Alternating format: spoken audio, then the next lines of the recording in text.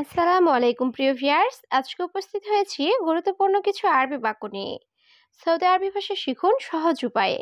তাই খুব সহজে ও খুব দ্রুত আরবি ভাষায় কথা বলতে ভিডিওটি শেষ পর্যন্ত দেখুন। ভিডিওটি ভালো লাগলে চ্যানেলটি সাবস্ক্রাইব করে আমাদের সাথেই থাকুন। আমি পরে বলতাম এর আরবি বাক্যটি হবে বাদেন আনাগুল। এখানে বাদেন অর্থ পরে, আনা অর্থ আমি, গুল অর্থ বলা। বাদেন আনাগুল, আমি পরে বলতাম। তুমি আমাকে বলনি কেন? এর আরবি বাক্যটি হবে লেশ ইনতা মাফি কালামানা। এখানে লেশ অর্থ কেন, ইনতা অর্থ তুমি, মাফি কালাম অর্থ না বলা, আনা অর্থ আমাকে। লেশ ইনতা মাফি কালামানা, তুমি আমাকে বলনি কেন? সে সবসময় বসে থাকে। এর আরবি বাক্যটি হবে হুয়া আলাতুল ইজলিশ। এখানে হুয়া অর্থ সে, আলাতুল অর্থ সবসময়, ইজলিশ অর্থ বসে থাকা।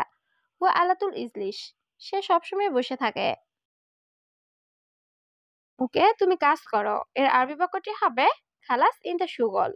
এখানে খালাস অর্থ শেষ, ইনতা অর্থ তুমি, সুগল অর্থ কাজ করা। খালাস ইনতা সুগল, ওকে তুমি কাজ করো। লোকটি ভালো না। এর আরবি বাক্যটি হবে হাদানফর মাফি কয়েস। এখানে হাদানফর অর্থ লোকটি, কয়েস অর্থ ভালো, মাফি কয়েস অর্থ ভালো না। হাদানফর মাফি কয়েস, লোকটি ভালো না। আমি দেখছি লোকটা কোথায়। এর আরবি বাক্যটি হবে আনা শুফ ওয়াইন হাদা নফর। এখানে আনা অর্থ আমি, শুফ অর্থ দেখা, ওয়াইন অর্থ কোথায়, নফর অর্থ লোক, হাদা নফর অর্থ লোকটা। আনা শুফ ওয়াইন হাদা নফর, আমি দেখছি লোকটা কোথায়। সে আমার কথা শোনে না। এর আরবি বাক্যটি হবে হুয়া মা ইসমা আনা কালাম। এখানে হুয়া অর্থ সে, ইসমা অর্থ শোনা, মা ইসমা অর্থ শোনে না, আনা কালাম অর্থ আমার কথা। হুয়া মা ইসমা আনা কালাম, সে আমার কথা শোনে না। তুমি আমার কথা বুঝছো? এর আরবি বাক্যটি হবে আনা কালাম মালুম ইনতা। এখানে আনা অর্থ আমার, কালাম অর্থ কথা, মালুম অর্থ জানা বা বোঝা, ইনতা অর্থ তুমি। আনা কালাম মালুম ইনতা, তুমি আমার কথা বুঝছো?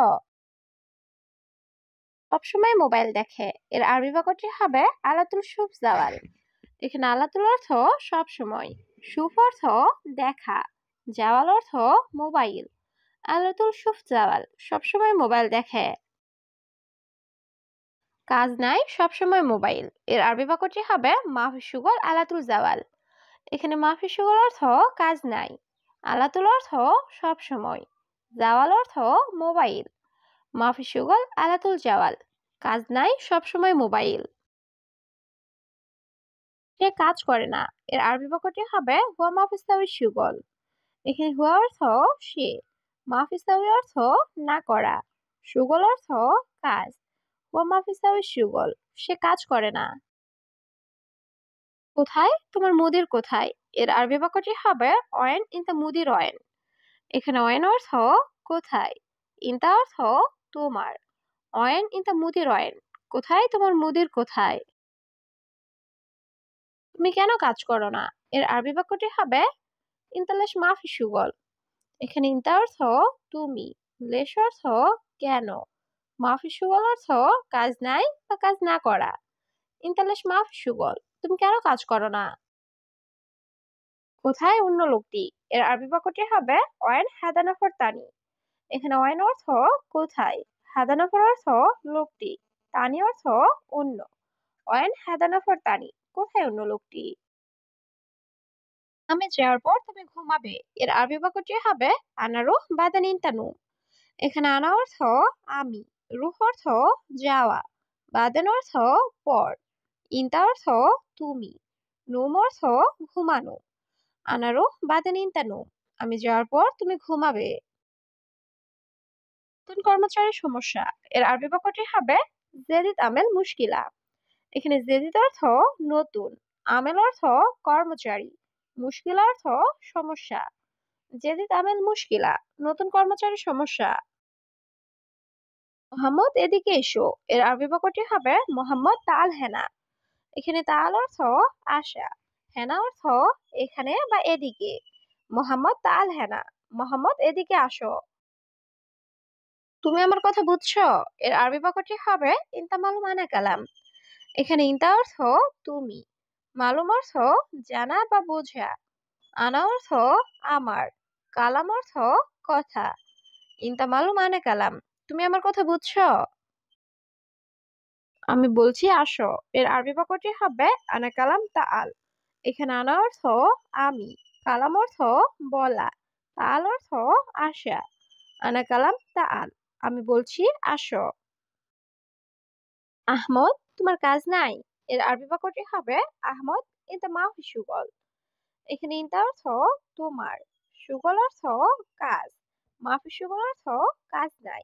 আহমদ ইনতা মাফি শুগল, আহমদ তোমার কাজ নাই। আমি ঝগড়া চাই না।